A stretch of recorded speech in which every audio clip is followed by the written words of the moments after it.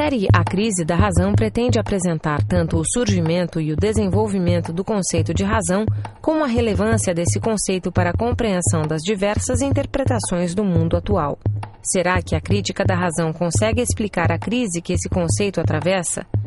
A razão ainda é uma referência para um pensamento crítico na atualidade?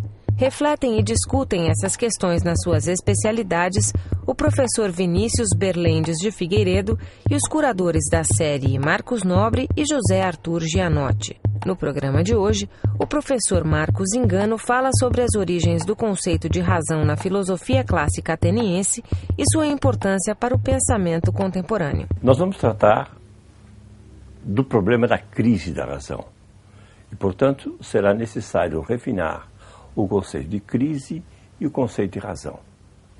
Em particular, devemos começar com o conceito de razão, que é um conceito grego, porque foram os gregos que começaram a nossa filosofia e foram os gregos que pretenderam justamente encontrar nos fenômenos aquilo que os pudesse salvar, da multiplicidade deles, aquilo que pudesse ser o fundamento, aquilo que seria justamente a sua racionalidade. Para compreender a crise da nossa razão, isso requer, em um sentido relevante, compreender como a nossa razão foi concebida. Foi concebida, obviamente, por nós. E, para compreender como a razão foi concebida por nós, é inevitável, então, voltar à antiguidade, em especial à filosofia grega. Eu vou tentar mostrar um problema que vai ser extremamente bem formulado de Sócrates a Aristóteles, e este problema é extremamente importante para ser repensado nos termos contemporâneos da razão. Por filosofia clássica ateniense, obviamente, aquela filosofia feita por Atenas e que pode, sobretudo, escandida por três grandes filósofos. Sócrates, esse filósofo que, por assim dizer, inaugura a reflexão sobre a ética, ao se dedicar exclusivamente ao exame de temas morais, como coragem, virtude, temperança, buscando a definição dessas noções, e o que é isso, ou melhor, em que consiste isso, bem agir. Depois, Platão, que foi discípulo de Sócrates, que examinou os mais variados temas, mas jamais abandonou a ideia de centralidade da noção de bem para a reflexão humana.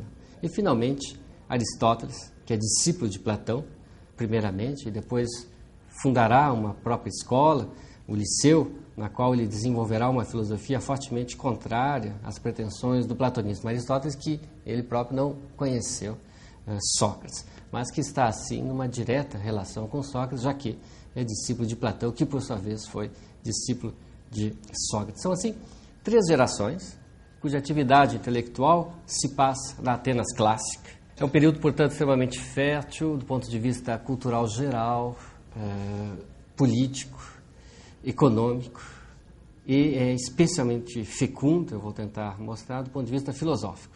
E fecundo nessa tríade, Sócrates, Platão, Aristóteles.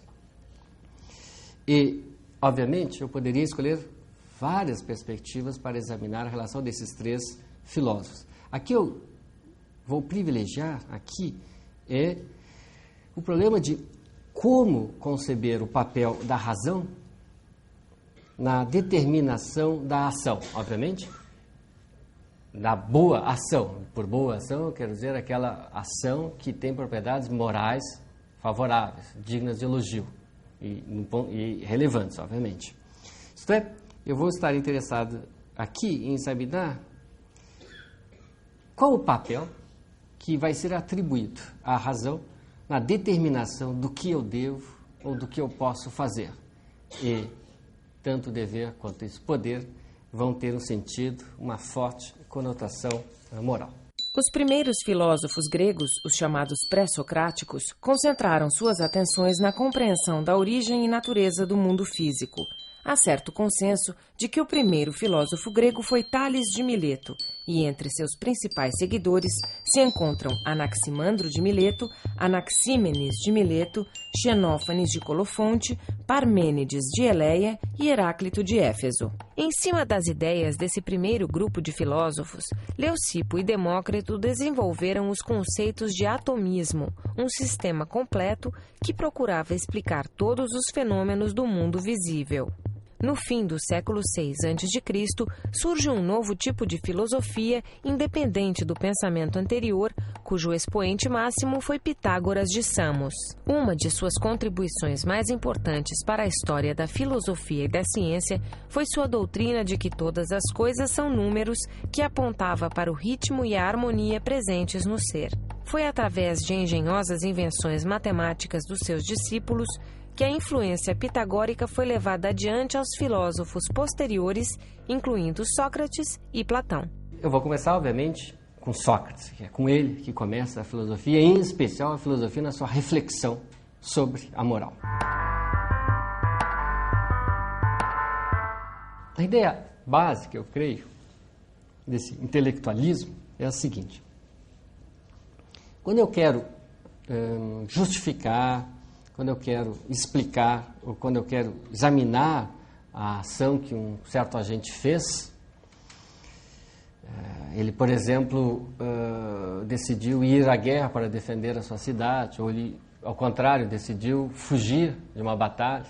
Quando eu quero examinar uma ação que esse agente fez, eu creio que se pode dizer que, na ótica socrática, é condição necessária e suficiente de tal explicação as crenças que o agente tinha ao agir.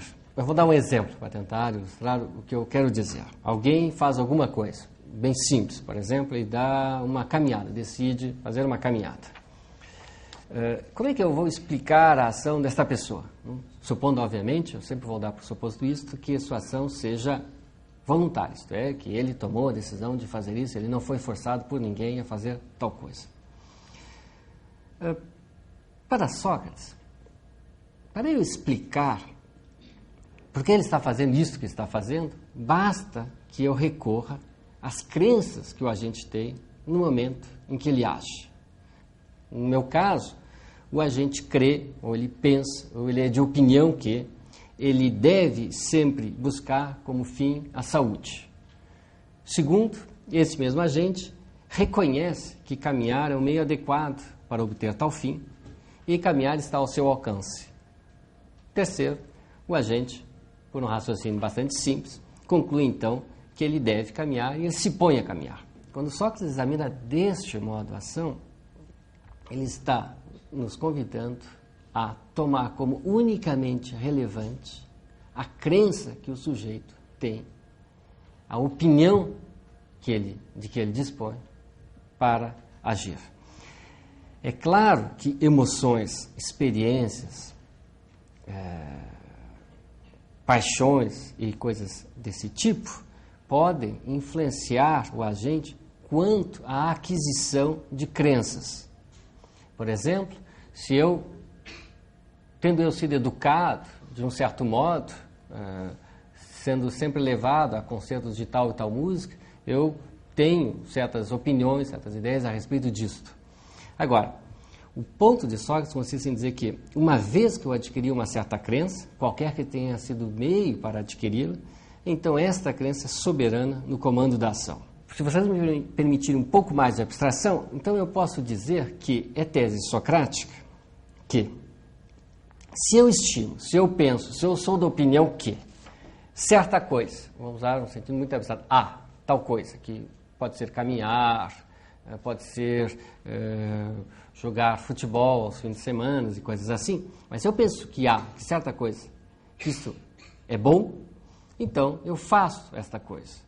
E se eu estimo, se eu opino, ou se eu sei que tal coisa, essa coisa não é boa, é má, então eu evito fazer tal coisa. Isto é, sempre quando eu quero explicar uma ação, eu unicamente faço apelo às crenças que eu tenho a respeito. Se eu considero tal coisa boa, eu faço tal coisa. Se eu considero tal coisa ruim, moralmente desaprovável, então eu não a faço, eu evito fazer tal coisa. Portanto, na perspectiva socrática, o que eu faço ou deixo de fazer está na estrita dependência do que eu considero, estimo, opino, que é respectivamente bom ou mal. E agora que eu vou tirar 3 consequências desta posição socrática. E o modo como eu vou formular essas consequências, vocês verão que não era assim tão gratuita a tese, tão anódina a tese socrática. Primeira consequência que eu gostaria de pôr em realce. Obviamente, eu posso pensar que tal coisa é boa para mim, mas estar enganado a respeito disto. Na verdade, esta coisa que eu penso ser boa para mim é nociva. Por exemplo, um exemplo muito simples. Eu penso que fumar é bom, afinal, dá um prazer imediato. Mas, na verdade, fumar prejudica a minha saúde e, de fato, causará mais problemas do que prazeres ao longo de toda a minha vida. Portanto, eu posso tomar alguma coisa como boa e assim persegui-la, ou tomá-la como má e assim evitá-la. Mas eu posso estar errado quanto às minhas crenças a respeito do meu objeto de busca ou de fuga, do objeto que eu evito. E a consequência é que, do modo como Sócrates formula o problema, ele propõe uma equivalência entre, de um lado, o erro moral e a ignorância. Se eu ignoro o que é o meu verdadeiro bem, se eu penso que tal coisa é boa, mas na verdade ela não é, portanto, se eu tenho uma certa ignorância, eu acabo agindo mal. Todos perseguimos o que nos parece ser o bem, mas nem todos apreendemos corretamente o que é bom.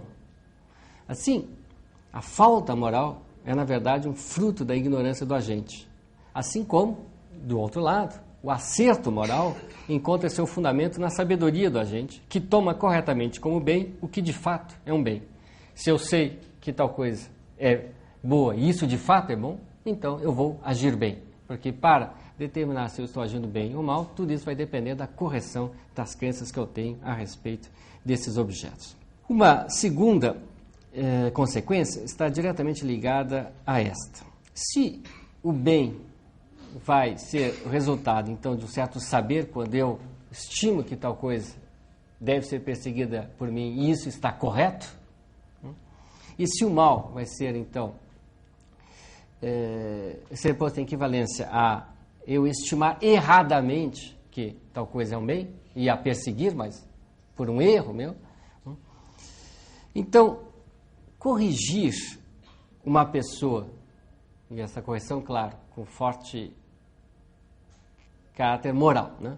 Fazer uma correção moral a uma pessoa que está agindo erradamente não pode consistir, senão, em fornecer a esta pessoa as crenças corretas com base nas quais ela deve agir bem. Isto é, um projeto, tal como eu estou aqui reconstituindo, o projeto socrático, não faz sentido querer castigar, reprimir de qualquer outro modo um agente que está agindo mal. Por quê? Ele está agindo mal simplesmente porque ignora qual é o seu verdadeiro bem. O que cabe a mim é educá-lo, é fornecer a esta pessoa as verdadeiras crenças, as crenças corretas, que, uma vez ele as adquirindo, então agirá bem. E agora há uma terceira consequência que eu quero pôr em destaque aqui. É que para Sócrates, então, não é possível um fenômeno, no entanto, trivial da vida moral, que os gregos chamavam de acrasia, que quer dizer, literalmente, fraqueza da vontade. Qual é este fenômeno? É um fenômeno que eu creio que todos nós conhecemos. É quando você sabe que alguma coisa deve ser feita porque é um bem, no entanto, você faz o contrário porque você foi vencido por uma paixão, por uma emoção ou por alguma coisa similar. Eu vou dar novamente esse exemplo de fumar. Eu sei que fumar é ruim para a minha saúde, é nocivo. No entanto, eu, diante de um cigarro, por um tipo de impulso, eu pego o cigarro e o fumo. Eu depois me arrependo, eu sei que eu não deveria ter feito isso, no entanto, eu faço. Isso é um fenômeno comum da vida moral, e o que os gregos chamavam de acrasia. Ora, o que é extraordinário é que, para Sócrates, se tudo a que eu preciso recorrer para explicar uma ação são as crenças do sujeito, se eu acho que, por exemplo, agora fumar é bom, né? Então eu fumo. Isto é, pode ser que eu mude de crenças, daqui a alguns meses eu adote uma nova crença, e segundo a qual fumar não é agora um bem. No entanto, como unicamente a crença explica o que eu faço, eu não tenho como explicar este fenômeno de um conflito entre o que a razão, aquilo que eu penso que deve ser feito, diz, e certas emoções que eu tenho em sentido contrário. E por isso, Sócrates dirá que é simplesmente impossível que alguém que sabe que tal coisa é boa ou que tem a opinião que tal coisa é boa, esteja certa ou errada essa opinião, possa ser vencido por uma emoção, por uma paixão. Ele simplesmente seguirá a sua crença. Não há, assim, lugar na ética socrática a um conflito moral definido nos seguintes termos bem precisos, a saber, um conflito entre a razão ou a faculdade de opinião, a saber, aquilo que me diz, bom, isso aqui é bom, eu penso que isso aqui é bom, eu estimo que isso aqui é bom, e emoções ou paixões ou qualquer outra coisa que me leve numa direção contrária. Entanto, não é isso paradoxal? Todos nós, de certo modo, já experimentamos um tal tipo de conflito. Ele é mesmo banal. Eu vou dar uma formulação que é similar à que Aristóteles deu lá no 7º livro da Ética Nicomaqueia. Eu sei, por exemplo, que eu não devo comer doces. Bom, vamos supor, eu tenho algum problema do tipo, não posso comer açúcar, alguma coisa assim. Eu sei que eu não devo comer doce. No entanto, vou à casa de alguém e lá tem uma torta de chocolate. Eu não resisto e como uma fatia dessa torta. Eis um fenômeno tão banal, todos nós conhecemos tão trivialmente. No entanto, segundo Sócrates, isso não pode ter ocorrido. Esse conflito entre o que eu sei, que eu estimo ser bom, e uma certa vontade, um certo desejo que eu tenho de fazer o contrário do que eu sei como sendo bom, isto não pode ocorrer. Não há a possibilidade de tal conflito. Eu não posso agir contra o meu próprio conhecimento ou contra aquilo que eu penso ser o melhor para mim. São essas 3 consequências que eu acabei de listar agora que constituem, digamos assim, que melhor dão os marcos, interior dos quais nós podemos bem localizar o que se chama de intelectualismo prático ou moral de Sócrates. Eu vou deixar, portanto, Sócrates de lado e vou tentar ver muito rapidamente o que Platão tem a nos dizer a respeito deste ponto, isto é, do que é necessário, do que está envolvido quando eu quero explicar uma ação de um certo agente e dizer por que ele fez aquilo que fez. Mas, normalmente, vocês vão encontrar que os diálogos de Platão são postos em 3 fases. Haveria uma primeira fase, a fase dos diálogos socráticos. E tem a forte presença dessa personagem Sócrates. E nesses diálogos estaria ausente ou minimamente presente a teoria das ideias. Desses diálogos, por exemplo, o diálogo Protágoras seria representativo. Depois nós teríamos uma segunda fase, de diálogos em torno da obra-prima de Platão, que é a República. Nesses diálogos nós temos Sócrates já como porta-voz da doutrina das ideias. Isso é o que seria o critério pelo qual você demarcaria agora uma segunda fase. E, finalmente, você teria uma terceira fase, e última, na qual Platão começaria a fazer uma crítica à sua própria teoria das ideias. E, nesta última fase, Sócrates seria cada vez uma personagem lateral ou apagada, cada vez mais apagada. Começa hoje a difundir-se entre os estudiosos de Platão um novo modo de separar os diálogos de Platão em 2 grandes fases, cujo critério mais fundamental, então, seria fundamentalmente a atitude intelectual de Platão quanto à explicação da ação. Esse novo modo, que se encontra agora nos autores mais recentes sobre a obra de Platão, nós não damos tanto enfoque à presença, à ausência ou à crítica da teoria das ideias, que é uma teoria de cunho, sobretudo, epistemológico, mas nós, sobretudo enfocamos o ponto de saber como Platão examina a ação do ponto de vista da filosofia moral. Nós podemos dividir a obra de Platão, os diálogos de Platão, em duas grandes fases. Nós teremos uma primeira fase, que compreenderia aqueles diálogos socráticos, digamos assim, na qual, nesta primeira fase, Platão parece aceitar a posição de Sócrates e não ver a possibilidade e não dar lugar ou consistência filosófica a um conflito entre razão e emoção. Ao contrário, explicar para Platão, ainda nesta primeira fase, o que o agente está fazendo, requer unicamente fazer apelo às crenças do agente. Se as crenças forem corretas, o agente agirá bem. Se as crenças estiverem erradas, o agente errará moralmente, agirá mal. No entanto, quando nós lemos a República de Platão, esta obra-prima de Platão, então nós vemos que Platão adota uma nova tese que vai justamente constituir essa segunda fase.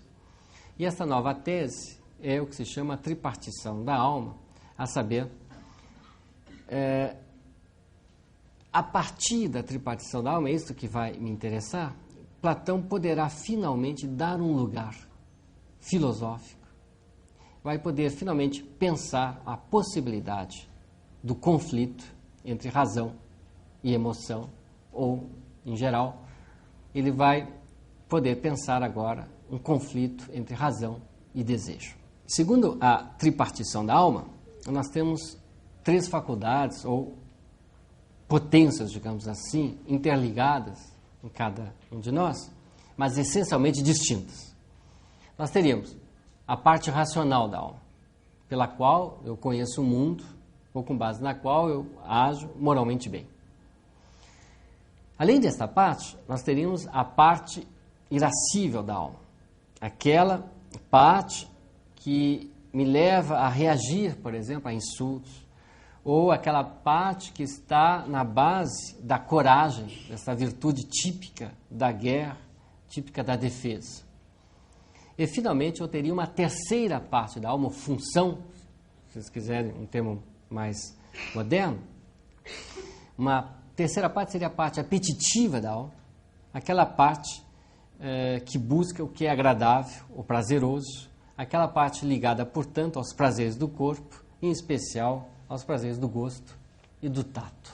Essas três partes, ou funções, num vocabulário mais moderno, né?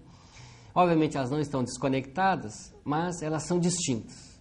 E agora eu tenho uma situação tal que a razão, que dá ordens às quais a parte irascível costuma obedecer, mas que não necessariamente obedece.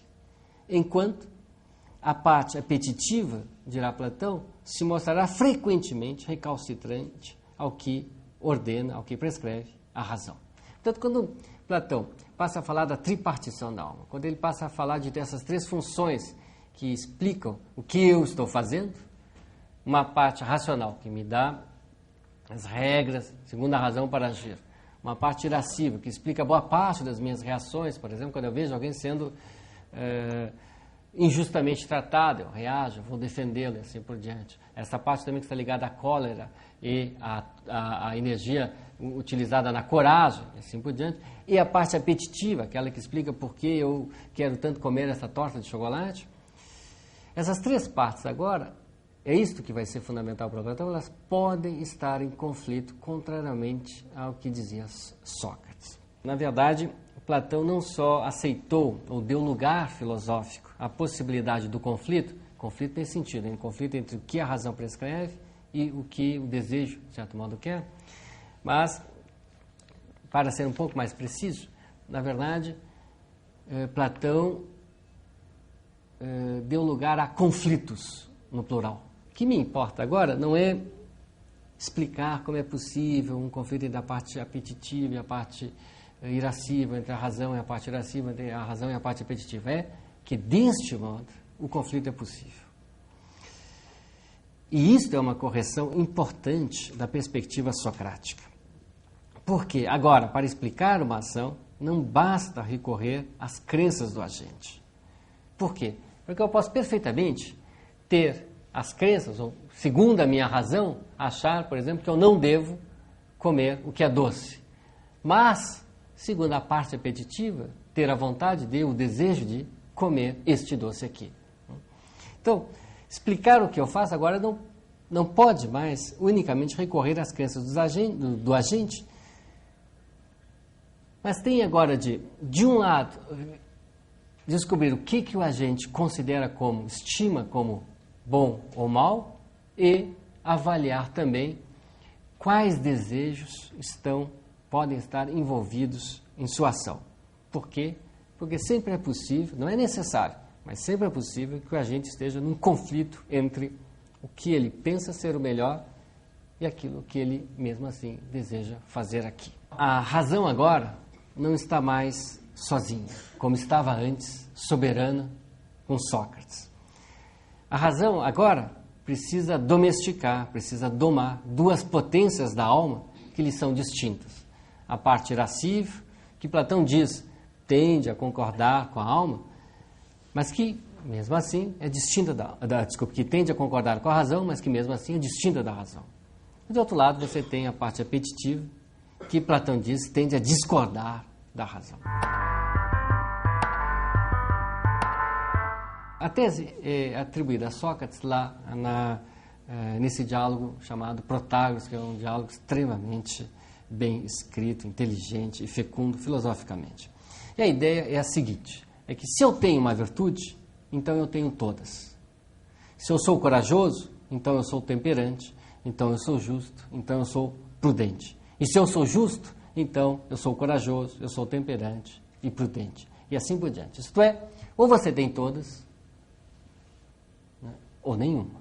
Né? Tem um lado bom, que é se eu sei que eu tenho uma, então eu tenho todas, porque elas vêm em bloco, mas também tem um lado desagradável, digamos assim. Se eu descubro que me falta uma, então, por isso mesmo eu descubro, nesta teoria, que me faltam todas. Para Sócrates, a causa da conjunção das virtudes morais é a prudência ou sabedoria.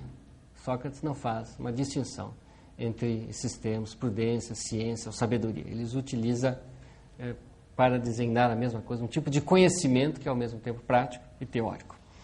A ideia de Sócrates é dizer o seguinte, é porque eu sou sábio, ou é porque eu sou prudente, é porque eu tenho a ciência moral, que eu então sou justo, corajoso e temperante. O que explica o fato das virtudes virem em bloco é que a razão, a ciência, a sabedoria é a causa da presença das outras virtudes. Como é que Platão, então, se refere a essa teoria socrática da unidade das virtudes? Platão tem uma tese extraordinariamente interessante, e vocês verão com consequências importantes.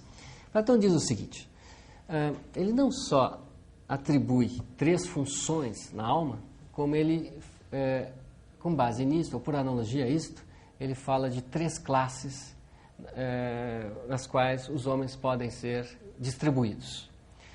Nós teríamos uma classe que seria a dos filósofos, ou, na linguagem lá da República, dos verdadeiros guardiães, que corresponderia àquela classe na qual tem primazia a parte racional da alma.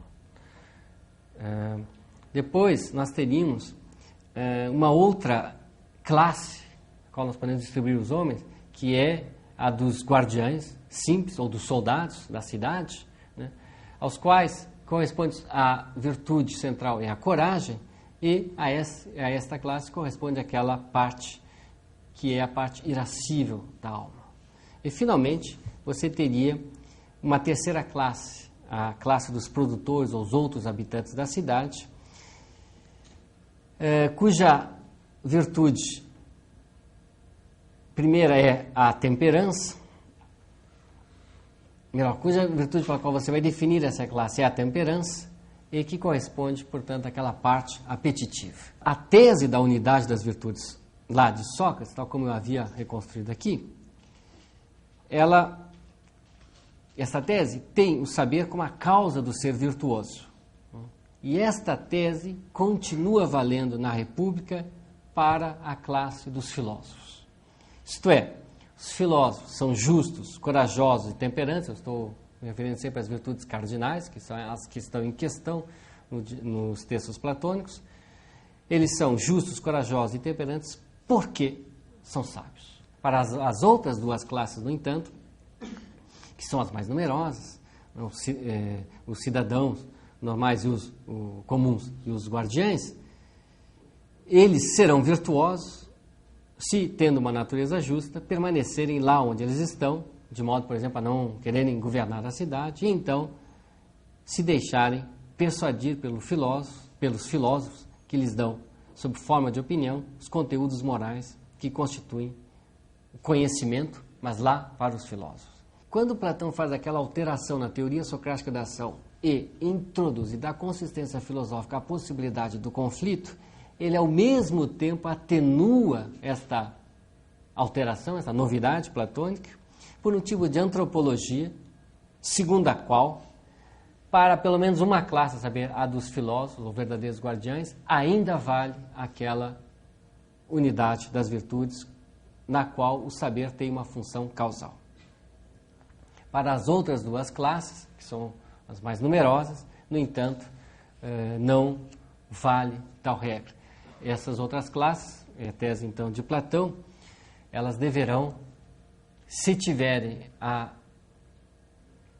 virtude da justiça, eles vão deixar-se persuadir pelos filósofos e assim adquirir as crenças verdadeiras que os filósofos lhes fornecem, mas lhes fornecem sob forma de opinião.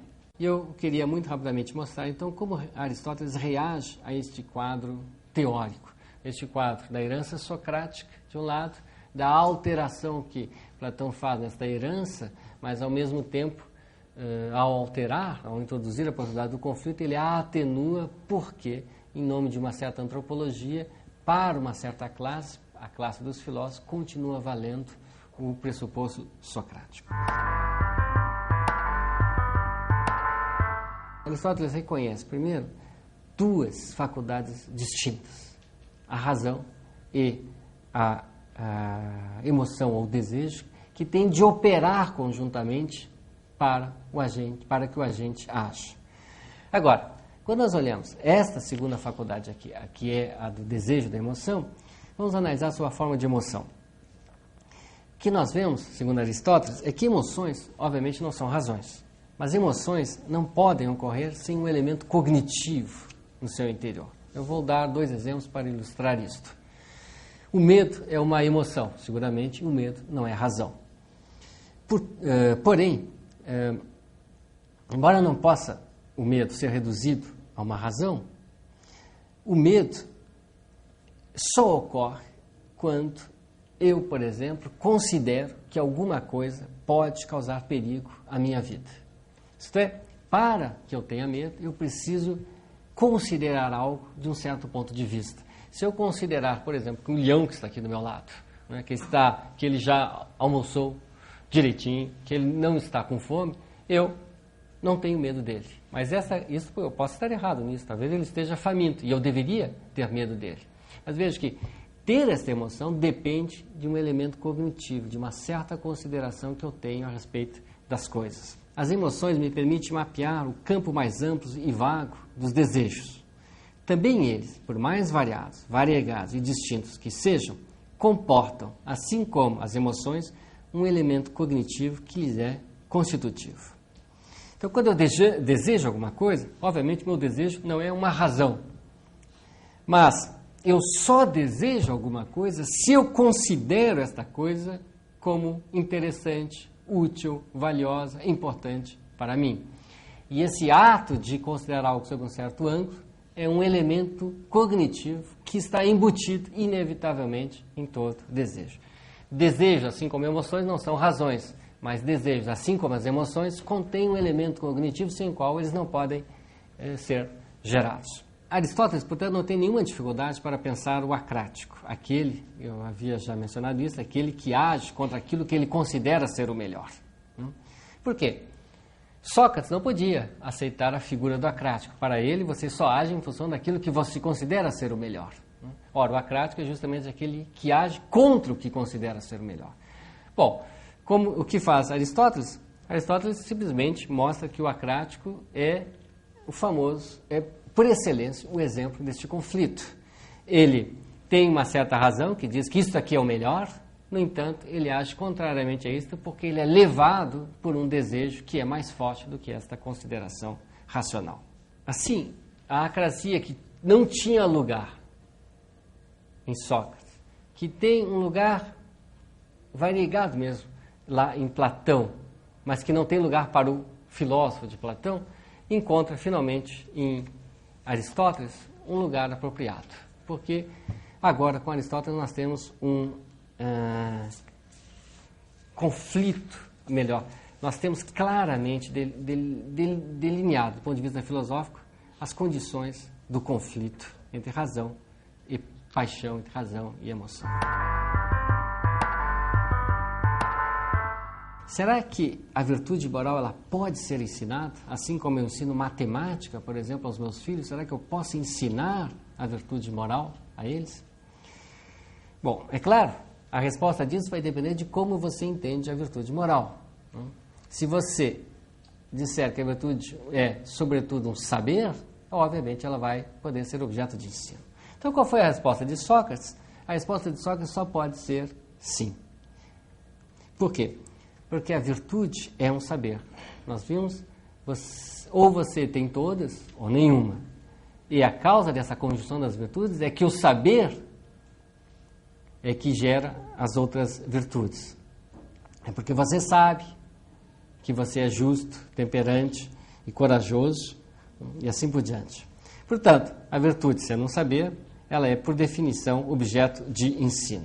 E o projeto moral socrático consiste fundamentalmente em um programa de ensino da sabedoria. A resposta de Platão já não é tão clara assim. Ela está lá no Mênon, num diálogo que para alguns é um diálogo que termina num impasse, num paradoxo ou aporia, que não tem uma resposta definitiva ao problema. Eu não posso analisar o Mênon agora, mas eu creio que a resposta em geral de Platão consiste no seguinte: Platão precisa distinguir dois casos. Para os filósofos, para aquela primeira classe, a classe dos verdadeiros guardiães, a virtude é objeto de ensino, pois ela é ciência. E toda ciência tem de poder ser ensinada. Agora, para os outros homens, os soldados e os produtores da cidade, os cidadãos comuns, ela não pode ser senão objeto de hábito, de prática, de exercício. É assim que eles vão adquirir as virtudes. E por isso nós temos lá nas leis, esse último diálogo de Platão, lá Platão dirá que no que diz respeito à cidade, isto é, aos soldados e aos cidadãos comuns, tudo depende, quanto à virtude moral, no que diz respeito à sua aquisição, tudo depende da prática e do hábito. Para Aristóteles, a resposta é clara. Para Aristóteles, é o contrário, ao contrário de Sócrates. Aristóteles dirá que a virtude moral, ela é unicamente adquirida por hábito, pela prática. É agindo em direção de atos corajosos, é agindo de modo tolerante que eu adquiro a virtude da tolerância, é agindo generosamente que eu adquiro a virtude da generosidade. E é somente depois de uma certa prática ou hábito moral, é somente depois de eu ter desenvolvido um certo sentimento moral, é que então eu posso compreender razões morais. Isto é somente depois de eu ter uma certa disposição moral é que a razão pode atuar no interior da moralidade sob forma de uma virtude intelectual que é a prudência. E o ponto que eu acho extraordinário, que eu gostaria de ressaltar, é o seguinte: é que Aristóteles inverteu a equação socrática. Sócrates, você tinha o seguinte: você sabe e do saber você age bem.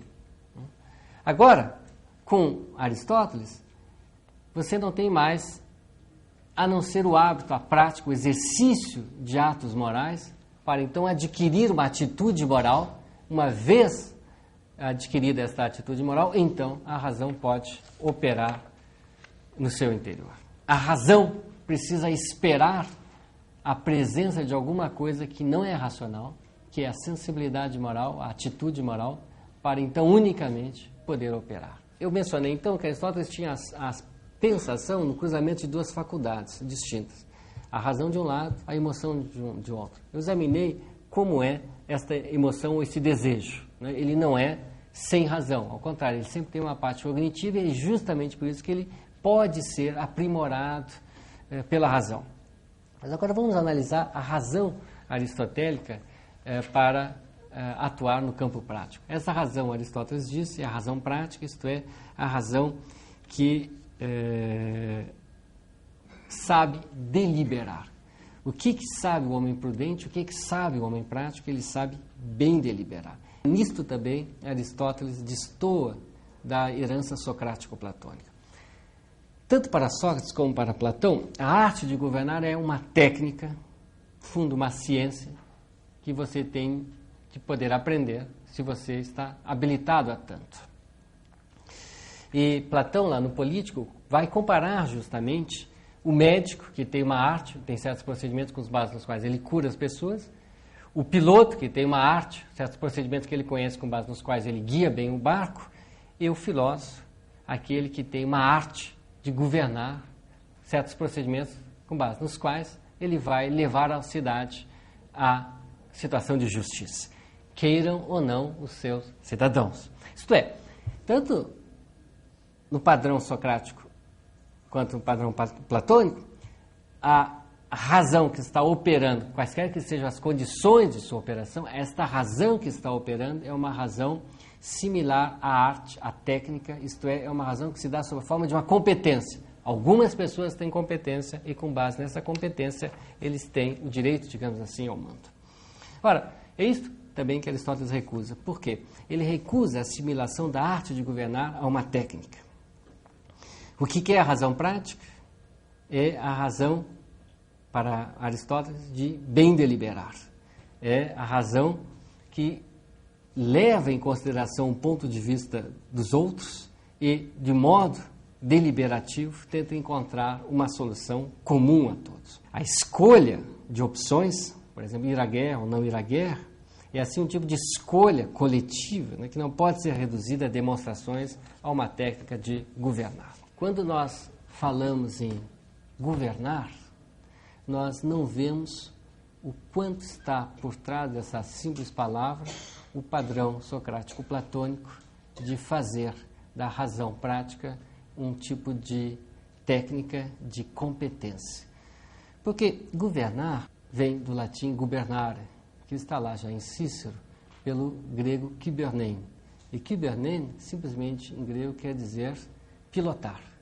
E, de fato, quando Platão quis explicar o que é dirigir uma cidade, ele fez a analogia com a arte de pilotar, com o kybernein. E esta analogia passou de tal modo a nossa linguagem que, quando nós falamos governar, nós não mais sentimos que, na sua origem, estava uma analogia que pretendia fazer da razão, no domínio prático, um tipo de competência semelhante àquela que dispõe o piloto quando dirige bem o navio. E é isto que Aristóteles tentou recusar ao mostrar que o uso da razão no domínio prático é, sobretudo, um uso deliberativo. E deliberações não são redutíveis, não são a mesma coisa que competências, que demonstrações ou que técnicas com procedimentos já estabelecidos. Eu acho que de Sócrates a Aristóteles você consegue ver o nascimento da noção de conflito, né? A noção de conflito passa a ter um lugar apropriado na filosofia, mas nós vemos que de Sócrates a Aristóteles outras questões também estão discutidas, que ainda merecem ser desenvolvidas para que se possa melhor compreender o que é isto, né? Poder dar razões, justificar as nossas ações e tentar persuadir os outros de que elas são boas razões. Desde que a gente começa a estudar os gregos, a gente sabe que eles definem uma concepção de ciência, que é a nossa, só com os termos invertidos. Afinal de contas, se Platão queria estudar o movimento das ideias e depois dos astros, nós começamos hoje com o movimento dos astros para depois chegar ao movimento das ideias. E com isso nós passamos necessariamente por um trabalho da empiria, da experiência. E a experiência do homem mais radical é aquela experiência pela qual os homens são capazes de dar a vida, isto é, o conceito de política. E, portanto, é, talvez, a meu ver, a herança mais importante dos gregos, o problema da política.